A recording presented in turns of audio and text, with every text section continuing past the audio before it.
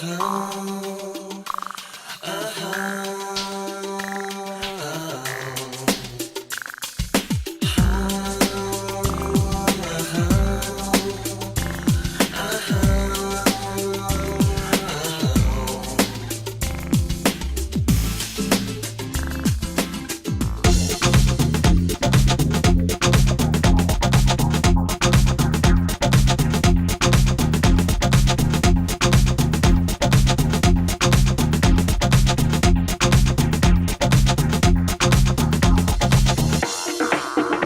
pour À Bon Port, nous sommes sous le soleil de la Martinique dans la baie de Fort-de-France avec à mes côtés Sabine Beauchin qui est la directrice de l'Office du tourisme station nautique de Fort-de-France, la capitale de la Martinique. Oui.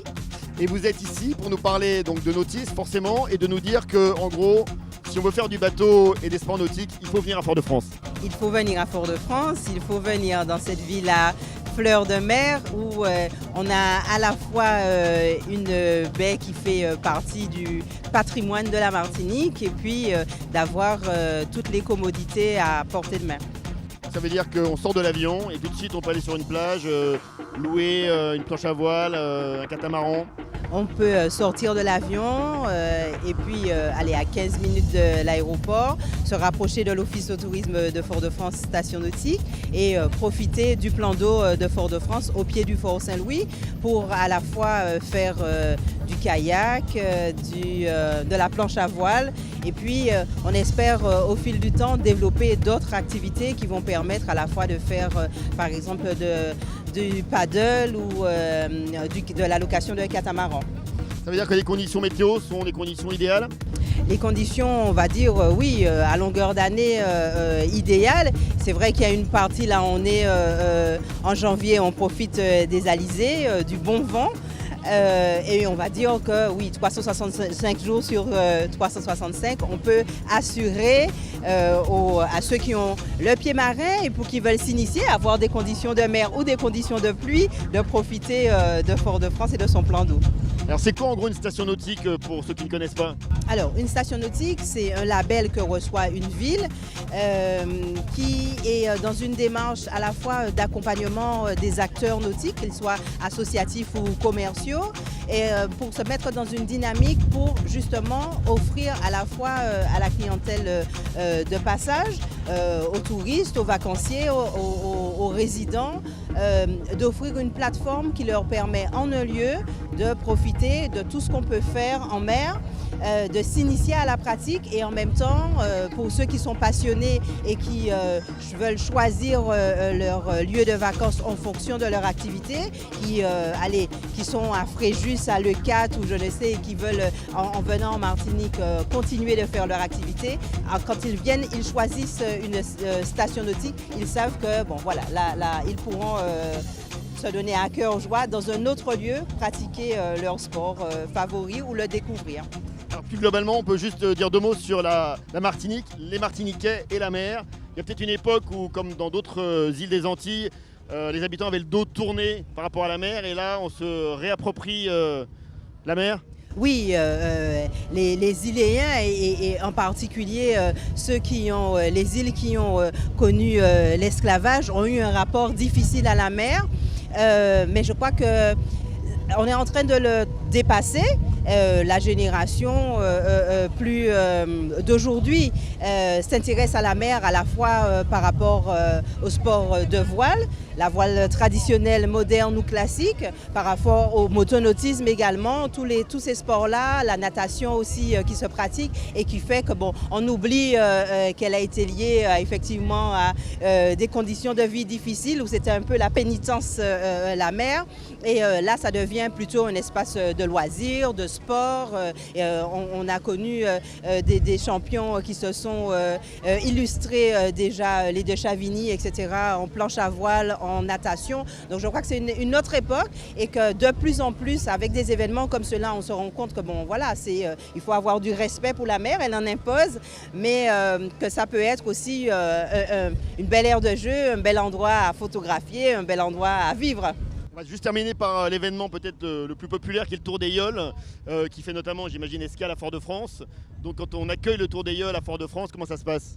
Alors, oui, le Fort-de-France, on va dire, est une étape obligée du Tour d'Ailleul.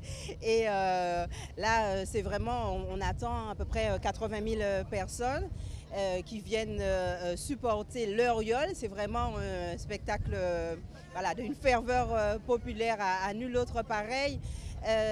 On va dire que tous les services sont mobilisés de Fort-de-France pour que l'opération se passe bien, et on va dire que la Fédération d'Ailleul se fait aussi une obligation de faire escale à Fort-de-France, parce que à la fois sur le boulevard du Front de Mer, au pied du Fort Saint-Louis, la plage de la Française, il y a de quoi accueillir les spectateurs en centre-ville, et également sur les hauteurs pour ceux qui veulent faire des photos, pour ceux qui veulent profiter en bateau, suivre la course, etc.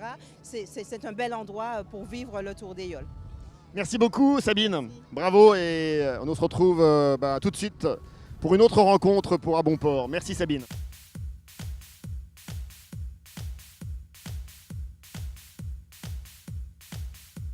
Retour pour À Bon Port avec Claude Granel. Nous sommes toujours sur le front de mer de Fort-de-France, avec derrière nous ces bateaux classiques qui ont participé à la Panérail Transat Classique. Alors Claude, vous êtes président de Vend'Envoel 972. Vous êtes un président donc qui gère une association qui fait en gros la promotion de la voile.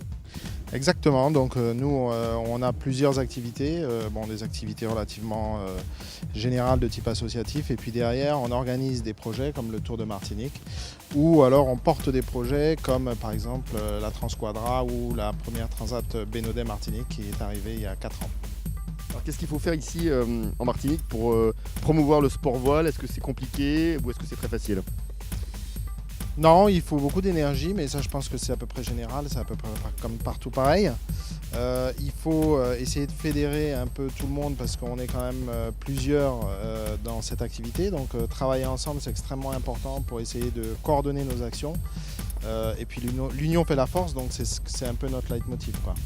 C'est-à-dire que là aujourd'hui vous avez un certain nombre d'événements et vous êtes là pour faire venir à la fois des partenaires, des skippers, gérer la qualité des événements.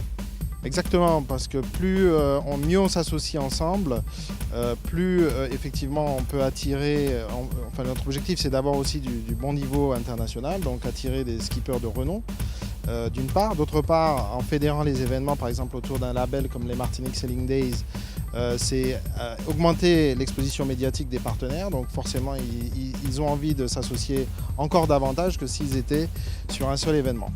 On explique et on décode ce que c'est que Martinique, là c'est marqué sur votre t-shirt Sailing Days. Alors Martinique Sailing Days, c'est un label qui a été créé pour justement essayer de fédérer ces actions d'organisation de projets derrière ce label, donc, qui est attribué selon certains critères, et entre autres donc, c'est tout événement qui se produit sur le premier trimestre de chaque année et avant le carnaval en général, pour qu'il y ait toujours un esprit festif, parce que la voile et la fête c'est important. Alors, il y a un autre événement, donc on a brièvement parlé, mais c'est le Tour de Martinique à la voile. Le concept c'est découvrir l'île. Le concept c'est découvrir l'île et aussi donc régater sur un plan d'eau qui est absolument majestueux, il faut le dire, mais en plus c'est un plan d'eau compliqué. Donc c'est extrêmement motivant pour des skippers de faire ce genre de régate. Et puis derrière, il y a toujours le petit challenge supplémentaire qui consiste à éventuellement essayer de battre un temps de référence. Qu'est-ce qui a séduit vos partenaires que vous avez trouvés pour cet événement? C'est la possibilité de faire l'événement dans un format extrêmement polyvalent. C'est-à-dire qui peut se faire aussi bien en une étape, en 2 étapes, en 3 ou 4 étapes, avec des bateaux habitables qui sont suffisamment rapides. Ensuite, c'est effectivement le panorama extraordinaire lorsqu'on fait le tour de l'île. Et puis je pense également, donc, c'est le fait de créer un événement qui peut se fédérer non seulement localement, mais qui peut également être un élément de fédérateur au niveau de la Caraïbe, puisqu'on est associé à d'autres événements de la Caraïbe du même type. On va terminer juste sur l'image de la Martinique et de la mer. Les Martiniquais ont toujours aimé l'eau, la mer, naviguer. En Martinique, en tout cas, c'est le cas, puisque ça fait le tour de Martinique. C'est peut-être pas très bien connu, mais c'est un événement qui existe depuis au moins les années 60, si ce n'est même peut-être plus ancien. Donc au moins 50 ans d'existence. Et les premières éditions se couraient sur des bateaux absolument magnifiques qui existent encore, qui courent aujourd'hui, c'est les requins. Et aujourd'hui, ça a un peu changé, mais c'est un événement extraordinaire. Et le plus ancien événement de voile à la Martinique, je pense. Donc il y a une vraie culture maritime martiniquaise. Ah oui, je pense que c'est vraiment quelque chose qui est très fortement ancré en nous. Et il y a beaucoup de gens qui régatent ici, de très bons régatiers d'ailleurs, et depuis très longtemps. Un grand merci Claude Granel, on se retrouve très vite pour À Bon Port pour de nouvelles aventures. Au revoir.